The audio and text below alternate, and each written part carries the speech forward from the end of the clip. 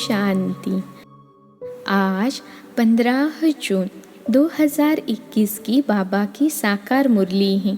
मुरली के महावाक्य हैं, मीठे बच्चे अतीन्द्रिय सुख का अनुभव करने के लिए सदा इसी स्मृति में रहो कि हम किसके बच्चे हैं। अगर बाप को भूले तो सुख गुम हो जाएगा। प्रश्न है, बाप के मिलने की स्थायी खुशी किन बच्चों को रहती है? उत्तर है, जिन बच्चों ने एक से अपने सर्व संबंध जोड़े हैं, जो एक बाप की याद में रहने की ही मेहनत करते हैं, किसी देहधारी को याद नहीं करते, उन्हें ही स्थायी खुशी रहती है। अगर देहधारी की याद है तो बहुत रोना पड़ेगा। विश्व का मालिक बनने वाले कभी रोते नहीं। गीत है, बचपन के दिन भुला न देना। ओम शांति। बाप कहते हैं, मीठे बच्चों, हम बेहद के बाप के बच्चे हैं, यह भूलो मत। यह भूले तो अपने को रुला देंगे। चीची दुनिया में बुद्धि चली जाएगी। बाप की याद रहने से अतीन्द्रिय सुख भासता है।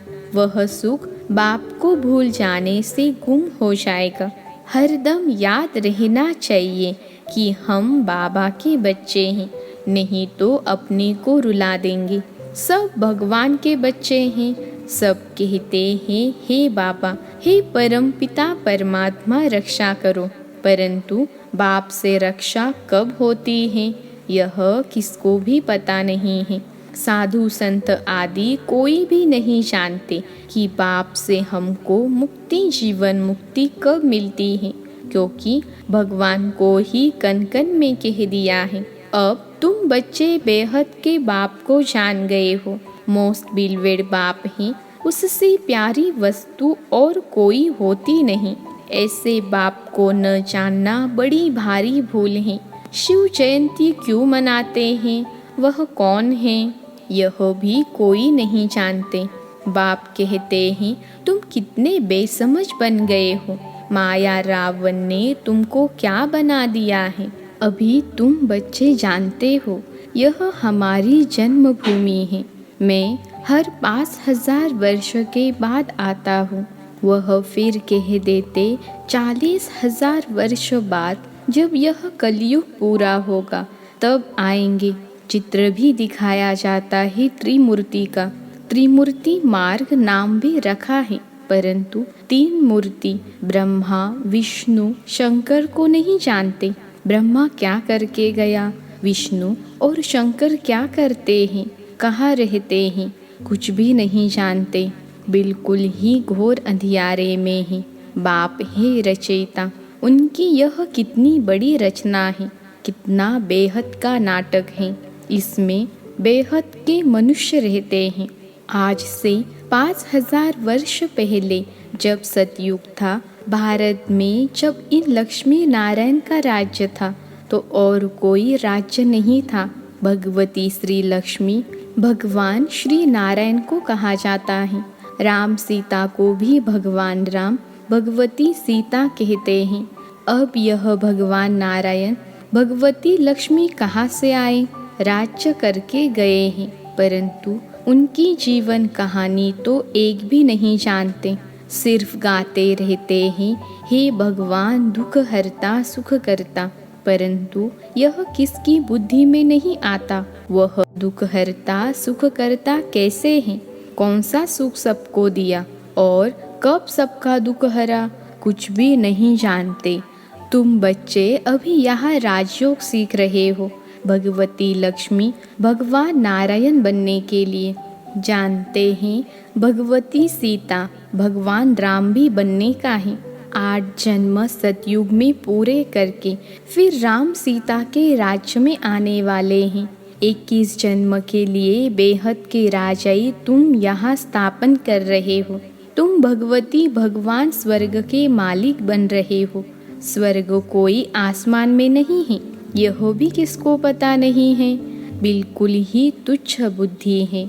कहते हैं फलाना स्वर्ग पधारा, परंतु समझते कुछ भी नहीं है।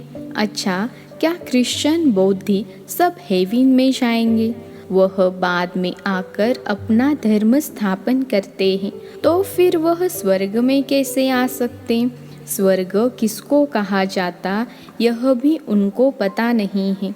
सन्यासी लोग कहते ज्योति ज्योत समाया, कोई फिर कहते निर्वाण धाम गया।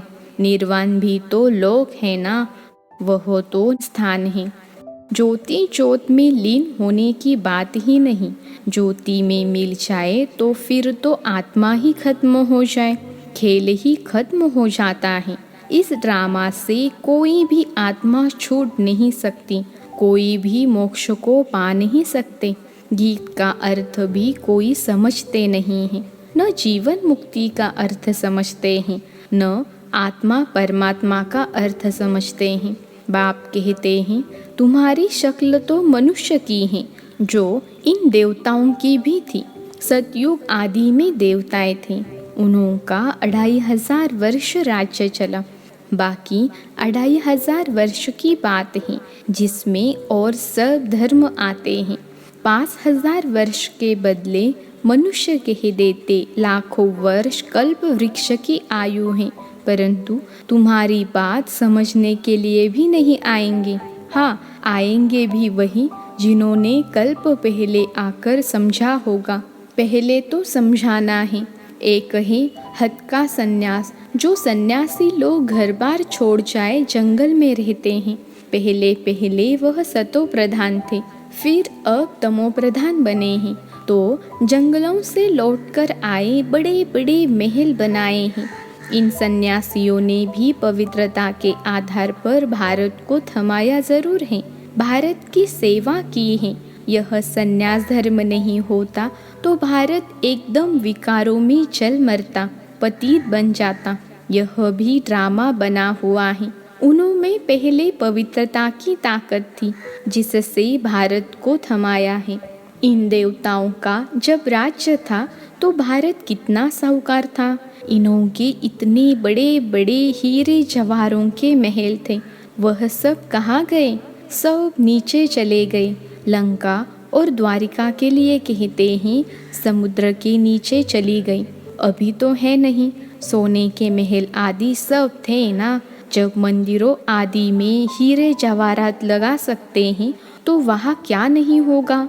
कितनी तुम बच्चों को खुशी होनी चाहिए। बाबा फिर से आया हुआ है। कहते हैं बाबा को याद करो। याद एक को ही करना है जिससे विकर्म विनाश होते हैं, परंतु वह भूल जाते हैं और देहधारी की याद आ जाती है।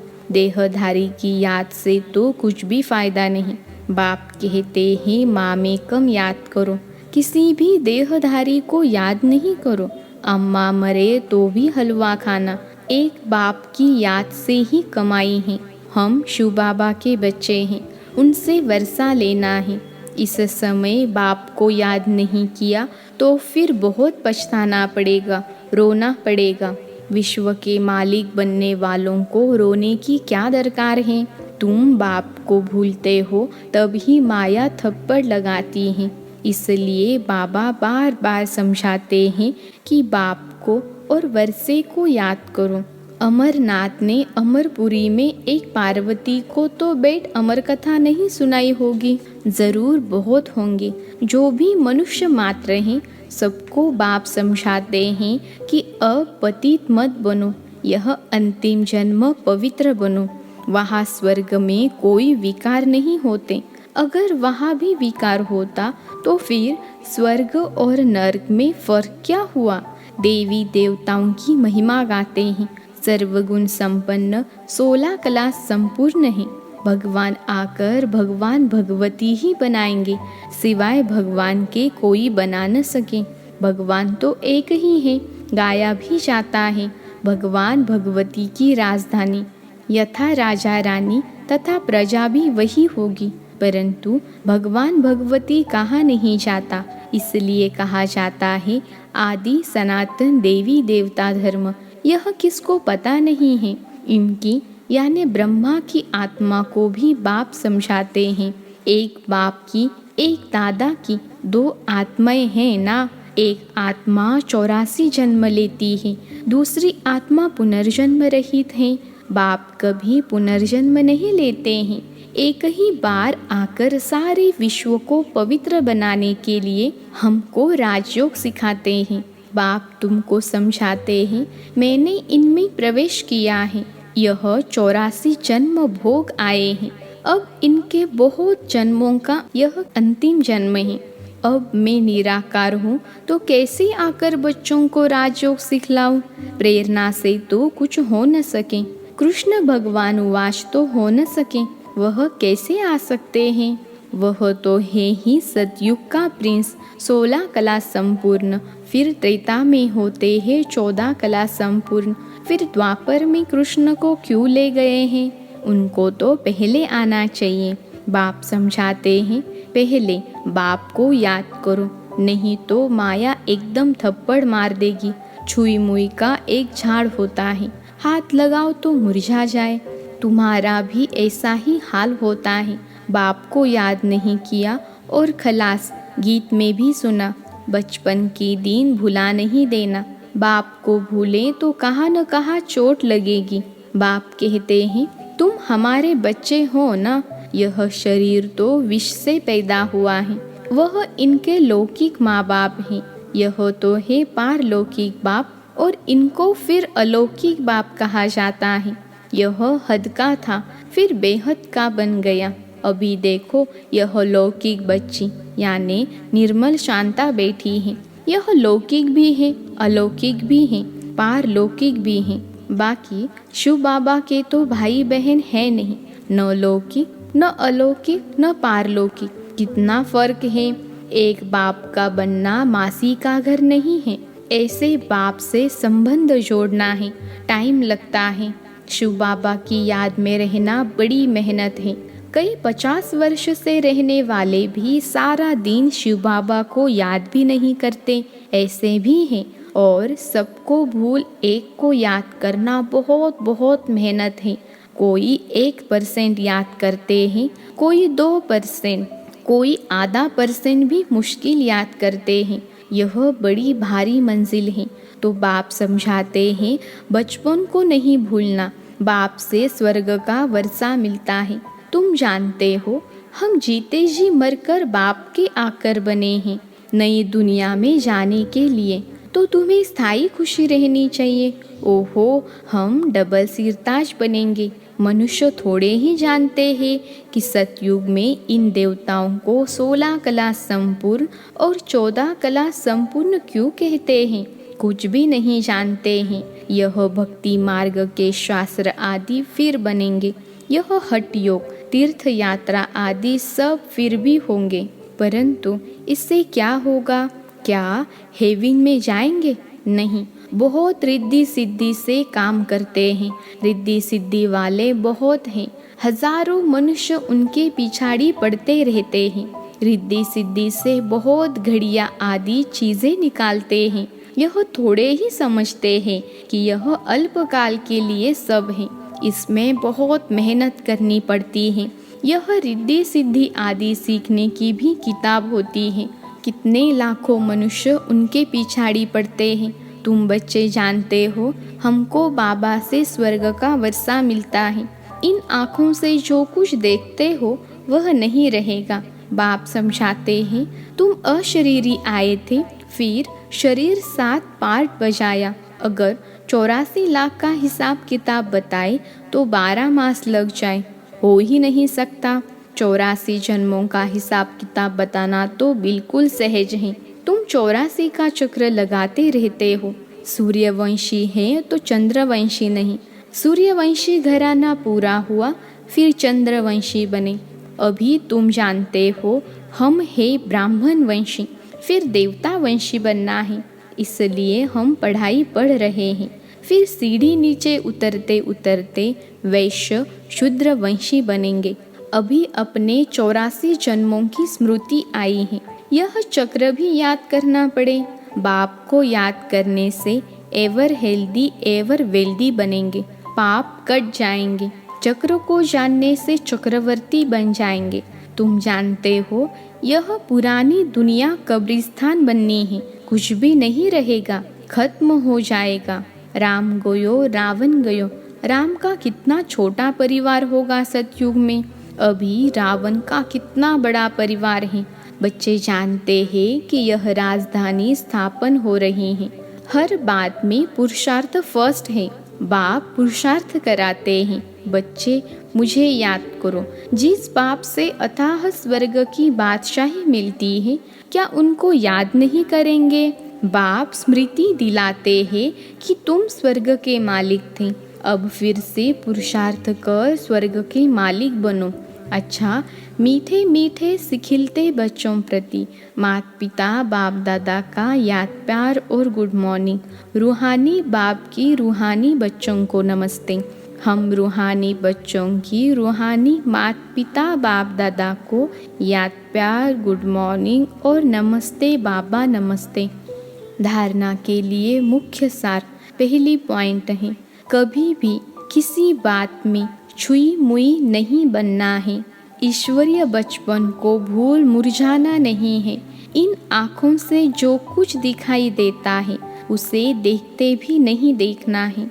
दूसरी पॉइंट है, एक बाप की याद में ही कमाई है, इसलिए देहधारियों को याद कर रोना नहीं है। बाप और वर्षे को याद कर विश्व की बादशाही लेनी है। आज का वरदान है, नॉलेज की लाइट माइट द्वारा कमज़ोर संस्कारों को समाप्त करने वाले शक्ति संपन्न भव। नॉलेज की लाइट माइट द्वारा कमज़ोर संस्कारों को समाप्त करने वाले शक्ति संपन्न भव। विश्लेषण है, नॉलेज से अपने कमज़ोर संस्कारों का मालूम तो पड़ जाता है, और जब उस बात की समझानी मिलती है तो वे संस्कार थोड़े समय के लिए अंदर दब जाते हैं। लेकिन कमज़ोर संस्कार समाप्त करने के लिए लाइट और माइट के एक्स्ट्रा फोर्स की आवश्यकता है। इसके लिए मास्टर सर्वशक्तिवान, मास्टर नॉलेजफुल के साथ साथ चेकिंग मास्टर बनो। नॉलेज द्वारा स्वयं में शक्ति भरो। मनन शक्ति को बढ़ाओ तो शक्ति संपन्न बन जाएंगे। आज का स्लोगन है, जहाँ सर्व प्राप्तियाँ हैं वहाँ प्रसन्नता है। जहाँ सर्व प्राप्तियाँ हैं वहाँ प्रसन्नता है। अच्छा, ओम शांति।